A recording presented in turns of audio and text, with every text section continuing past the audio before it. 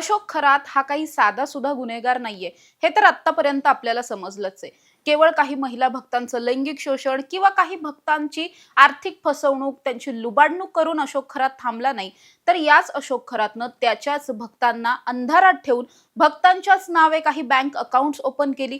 या बँक अकाउंटला नॉमिनी म्हणून अशोक खरातचं नाव होतं। या बँक अकाउंटला भक्तांच्या खोट्या सह्या सुद्धा होत्या आणि याच बँक अकाउंटवरून तब्बल 100 कोटींपेक्षा जास्तीचे व्यवहार झाले असण्याची शक्यता सुद्धा वर्तवली जाते। आणि हे व्यवहार केवळ भारतातच झालेत असं नाहीये, तर हे व्यवहार अनेक देशांमध्ये म्हणजे जवळपास 4 ते 5 वेगवेगळ्या देशांमध्ये झाले असण्याची शक्यता सुद्धा समोर येते।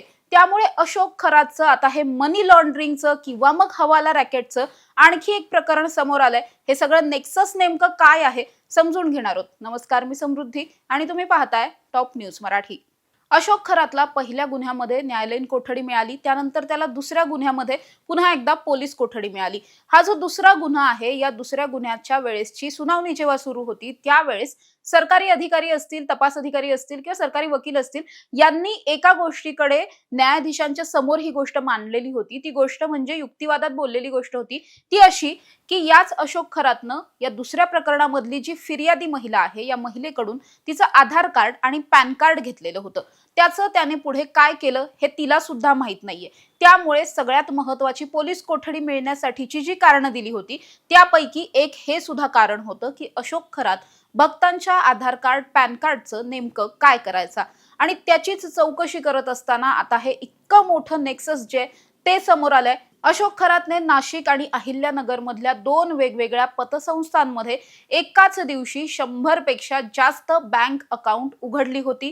आणि ही जी बँक अकाउंट आहे ती जगदंब पतसंस्था म्हणून एक पतसंस्था आहे आणि दुसरी समता नावाची पतसंस्था आहे। या दोन्ही पतसंस्थांमध्ये ही बँक अकाउंट्स ओपन केलेली होती। या बँक अकाउंटसाठी त्यांनी भक्तांची नावं वापरली होती आणि भक्तांकडूनच गोड बोलून घेतलेले त्यांचे आधार कार्ड आणि पॅन कार्ड सुद्धा या अकाउंटला लिंक केले होते। मात्र या सगळ्यामध्ये बँकेचं अकाउंट ओपन करण्यासाठीचा जो फॉर्म भरला जातो किंवा इतर जी काही प्रोसेस असते, या सगळ्याच प्रोसेसमध्ये भक्तांची सही मात्र बनावट होती, कारण ही सही अर्थात भक्तांना काहीच माहित नव्हतं।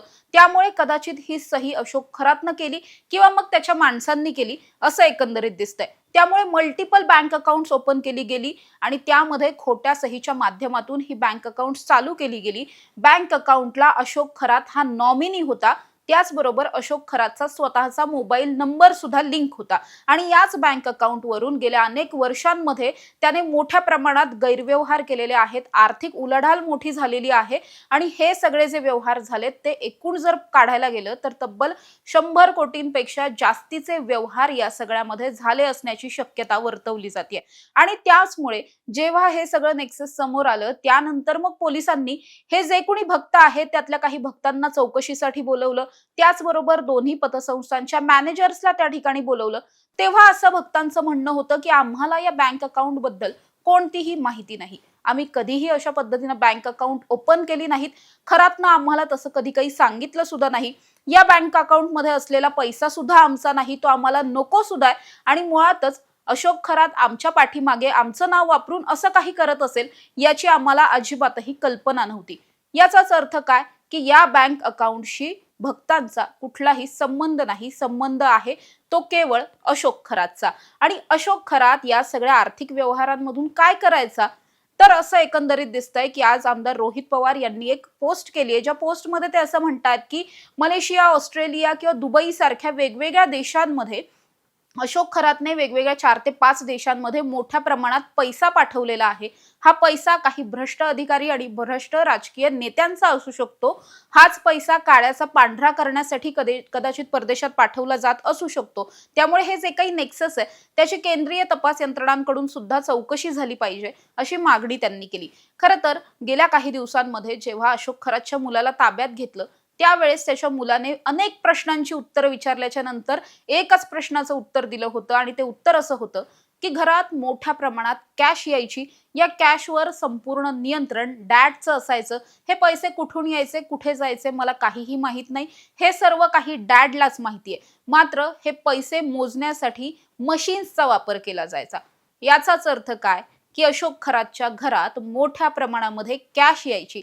आता मुळात ही कॅश यायची कुठून, हा सगळ्यात महत्त्वाचा प्रश्न. त्यामुळेच अशोक खरातची ही मल्टिपल बँक अकाउंट्स, त्याच्यातून होत असलेले 100 कोटींपेक्षा जास्तीचे व्यवहार आणि ही सगळी कॅश जी त्याच्याच मुलाने तपासामध्ये सांगितली आहे, जबाबामधून सांगितलेली आहे, त्या सगळ्यामधून अशोक खरात कदाचित हवाला रॅकेट सारखं काहीतरी चालवत होता, असं एकंदरीत वाटतंय.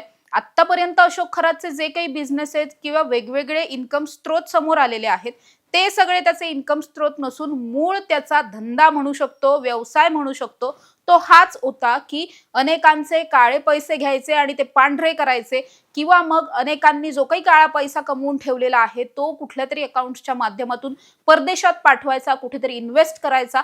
या सगळ्याच्याच माध्यमातून अशोक खरात गेल्या अनेक वर्षांपासून काम करत होता, असं एकंदरीत या आतापर्यंतच्या तपासातून समोर येत आहे. त्यामुळे अशोक खरातचं हे जे काही रॅकेट आहे ते खूप मोठं असण्याची शक्यता आहे. अशोक खरात इतकं सगळं एकटा नक्कीच करू शकत नाही. या सगळ्यामध्ये अनेक अधिकारी सामील असतील, अनेक पोलीस अधिकारी सुद्धा असू शकतात, राजकीय नेते सुद्धा असू शकतात आणि त्या सगळ्यांचा या सगळ्यामध्ये सहभाग आणि समर्थन सुद्धा असू शकतं. त्यामुळे त्या सगळ्यांची सुद्धा चौकशी होणं गरजेचं आहे.